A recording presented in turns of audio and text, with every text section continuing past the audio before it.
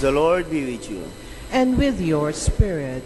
A reading from the Holy Gospel according to St. Mark. Glory to you, O Lord. Jesus went to his own part of the country, followed by his disciples. When the Sabbath came and began to teach in the synagogue in a way that kept his large audience amazed, they said, "Where did he get all this? What kind of wisdom he endowed with? How is it such miraculous deeds are accomplished by his hands? Is this the carpenter, the son of Mary, a brother of James and Joseph, and Judas and Simon? Aren't sisters our neighbors here?" They found him too much for them. Jesus' response to all this was, "No prophet is without honor except in his native place, among his own kindred and his own house." He could work no miracle there, apart from curing a few who were sick by laying hands on them. So much did their lack of faith distress him. He made the rounds of the neighboring villages instead and spent his time teaching. Brothers and sisters, this is the gospel of the Lord. Praise you, Lord Jesus Christ. Come, Holy Spirit, bless this unworthy priest that I may share with humility and with the heart, and that people listen with their hearts. Come, Holy Spirit, come. Sisters and brothers, I look at you today, and every Sunday, I look at different faces, and only God knows what you are going through. What happened before you left from your house? Kumusta doon? Some of you had a difficult week or a nice week. Kanya-kanya po tayong kwento when we gather together. And we come here because we want to encounter God. Coming here, we feel God's presence. We came here to encounter God, not to encounter Father Jerry, but God. As I come here every Sunday because this is a God encounter moment, gem.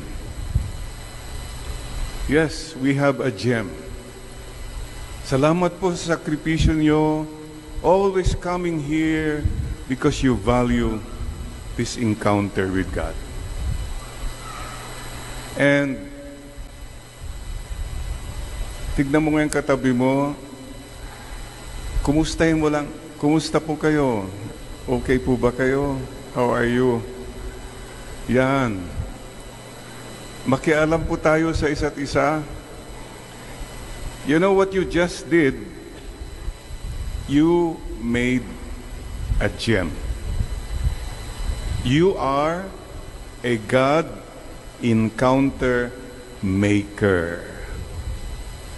Whenever you make the presence of God present, you are a gem. Pakisabi mo sa katabi mo, you are a gem. One gem?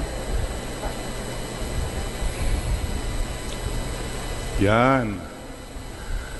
At sana, ang kabaligtaran po ng gem, huwag kang maging nega star.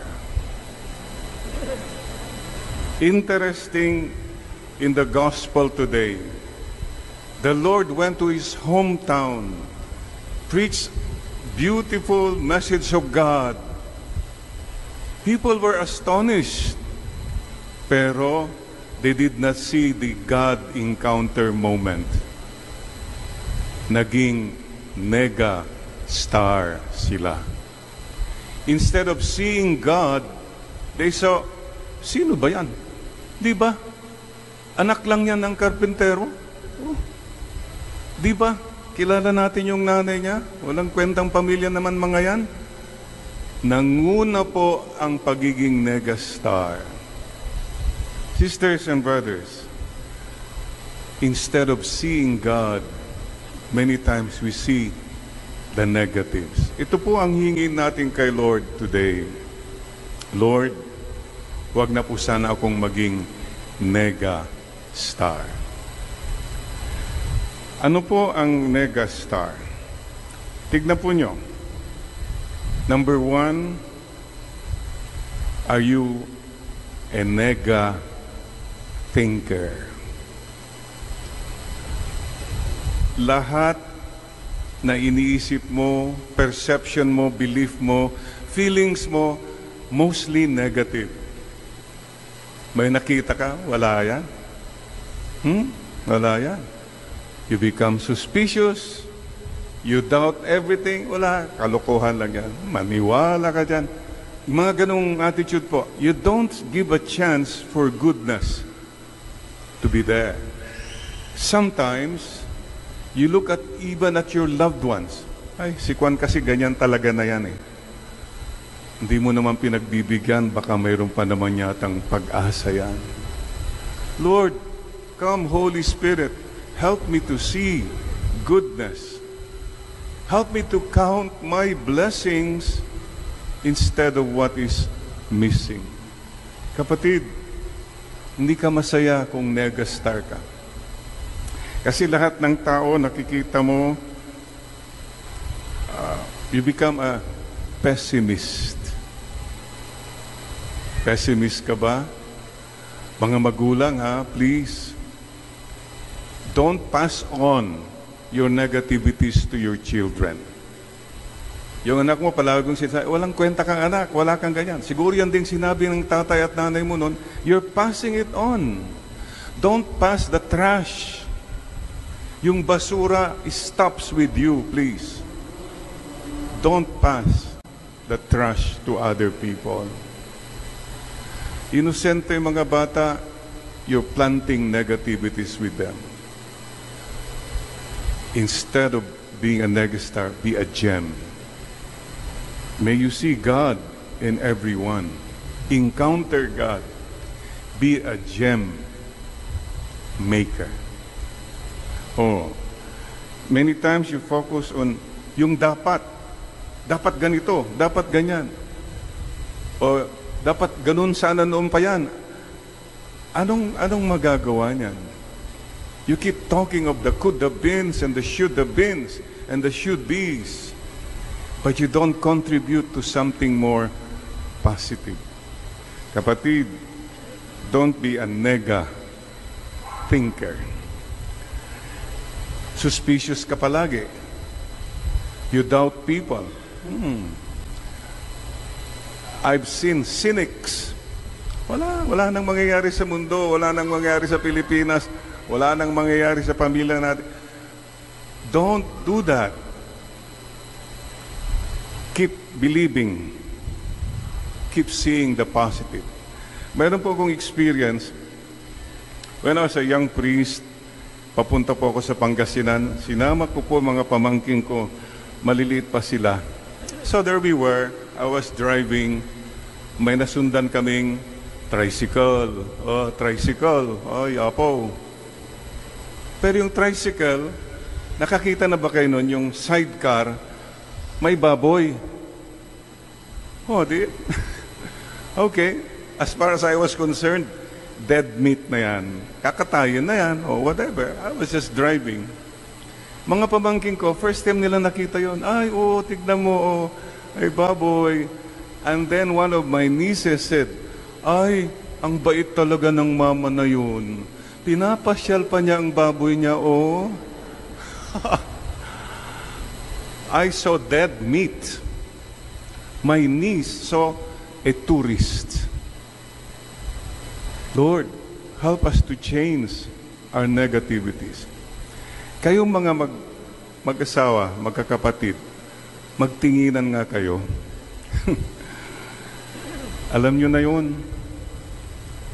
Sana makita mo naman na ako ay isang gem. Sana. And that's my prayer for you. Lahat naman ng tao ay gem. You can encounter God in every person, no matter what kind of a person. So what is our prayer? Trust the Lord with all your heart and lean not on your own understanding. Lord, ito pong pananaw ko, pero I'm open to see people the way you see them. Give people a chance. Sisters and brothers, madalas po kasi ito may saying. I forget now. It's Spanish, Father, but I forgot. The saying goes, a thief sees a thief in everyone. Yung magnanakaw, nakikita niya lahat ng tao, magnanakaw din. Mga magnanakaw yan. Kasi yan ang pananaw mo sa sarili mo. You're just projecting many times your negativities. Come, Holy Spirit. Come, Holy Spirit. Okay? Are you a negastar? Yeah, if you are a nega thinker. You are a nega star if you are a nega talker. Paki-check mo yung sarili mo. Do you talk negative? About everything, about everyone. Yung pag-iisip pa lang, sa'yo lang yan. Pero when you start talking negative, iba na yan. Marami ka nang nasasaktan. And magnify that with the internet. Ang daming nega-talk sa internet. Mayroon pong balita na ang paborito na pagkain sa labas ng langit, may mga kantin doon. Nako, may mga kantin. And the best food served there sa gilid-gilid ng langit, hindi pa nakapasok. Yung paborito doon ay yung lengua. Kapagkat maraming bago makapasok sa langit, pinuputol ang mga dila. Yung mga dila na yan na nagchismis, nag-scam, yung mga dila na yan na nagkuha ng fake news. What is the message? Lord, bless my tongue. And bless these fingers not to post, not to compose negativities. Ganito po yan mga kapatid. Those of you who think, wala naman makakaalam mayroon po. Ganito po yan. Picture this. You're in front of God, wala kang kamalay-malay. Somebody stabbed you at the back. Hindi mo alam. But guess what? Sinong nakaharap? Si Lord. Kita niya kung sino ang nasa likod mo. So please, remember this. Wala namang makakaalam, malalaman din po yan. Promise God, stop killing people. This is what we call character assassination. Bashers, scammers. Mga kapatid, please stop talking negative. Gustong-gusto ko yan si Bruce. Wala pa akong nadinig na negative yan. Na kwento niya sa akin. Wala lang. Smile lang siya. That's it. Maybe that's one good thing for all of us. Pag nandyan na yung Department of Public Information na mga barkada mo, alam mo yung latest, mga ganon. Smile ka na lang. Huwag ka nang gumatong. Don't contribute. Don't be a part of people who destroy other people. Nega-talker. And isa pa po, yung negative talker din, when you talk about yourself, pwede ba stop talking about all your problems to other people? About your sickness, about your issues. Ang mga ibang tao may mga problema na sila So stop broadcasting your health issues, your problems, your miseries. It's okay not to tell people. I decided long time ago, I will not talk to people about my sickness, my problem. I don't have to. I choose not to. Make the choice. Mahirap na ang buhay, huwag mo nang pahirapan pa yung iba. Gets nyo? At saka yung mga scammers. You know what a scammer does? I learned this a demonstration years ago. Try lang natin. Pwede po ba itaas yung right hand nyo? Right hand? Yay! Then left hand? Yay! Tapos ilipat mo nga yung right hand dito sa left hand mo. Yan, ang dami mga unggoy nakabitin sa baging. Tignan nyo ang ginawa ng scammer. Pinabilib niya tayo. Niloko niya tayo. Tuwang-tuwa siya. Tayo nasaktan, naloko. But remember this, God knows everything. Babalik at babalikan ka ng mga ginawa mong nakasakit sa kapwa.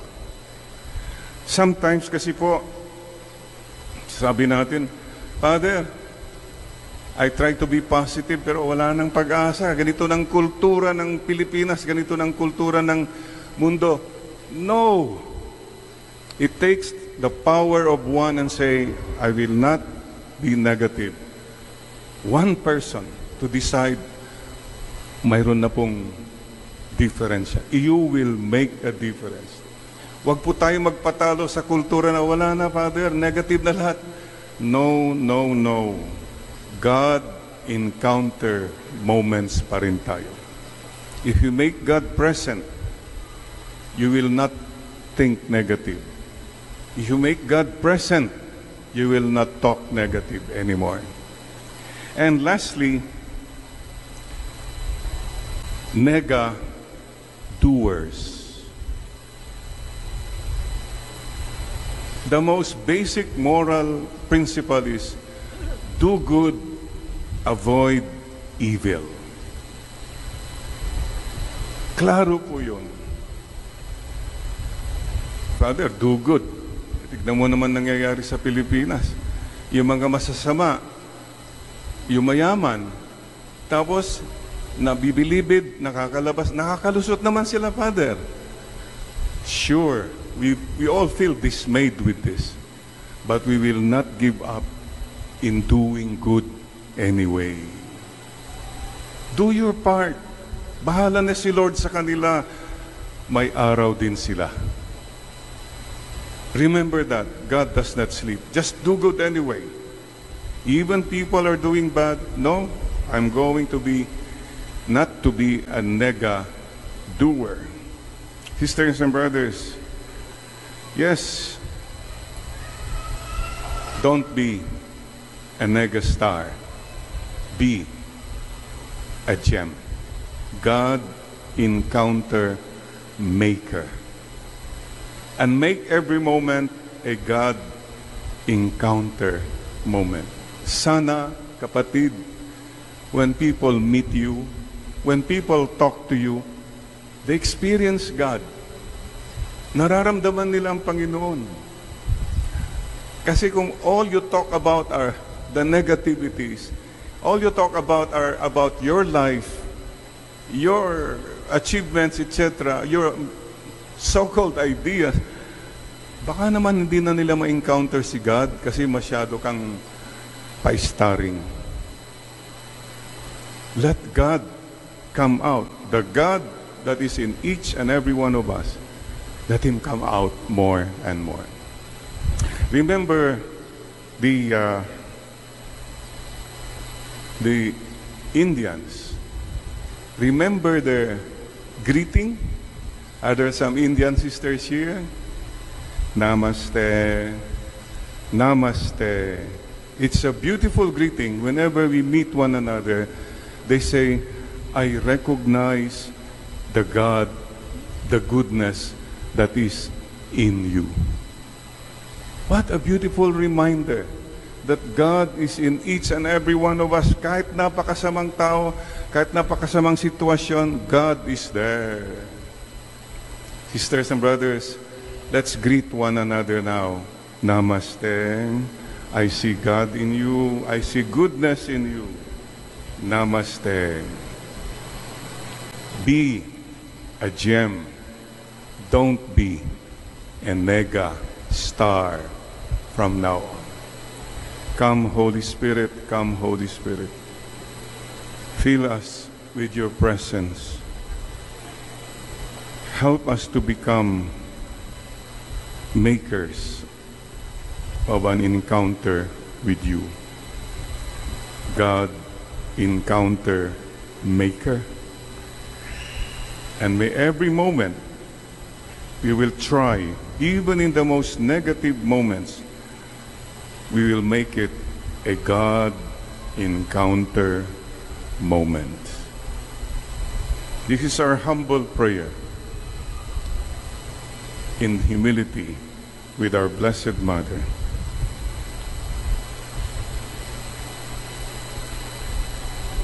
Resolve, Lord, to be a gem, not anymore a mega star.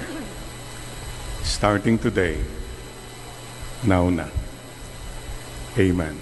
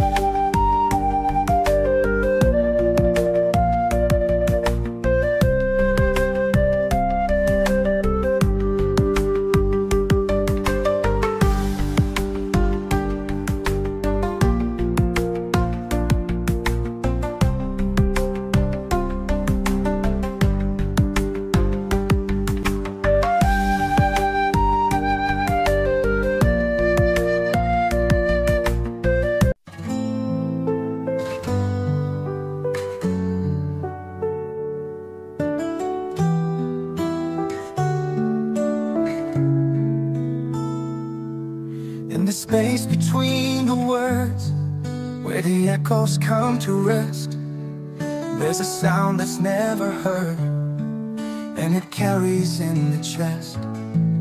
Every whisper finds its home in the stillness all alone, and the weight of all that's said hangs like clouds above the bed. It's the moment right before the silence starts to roar. The tension in the air holds more than I can bear. I hear it now, I hear it near, I hear it far, I hear it clear. A voice that fades, a voice that never was.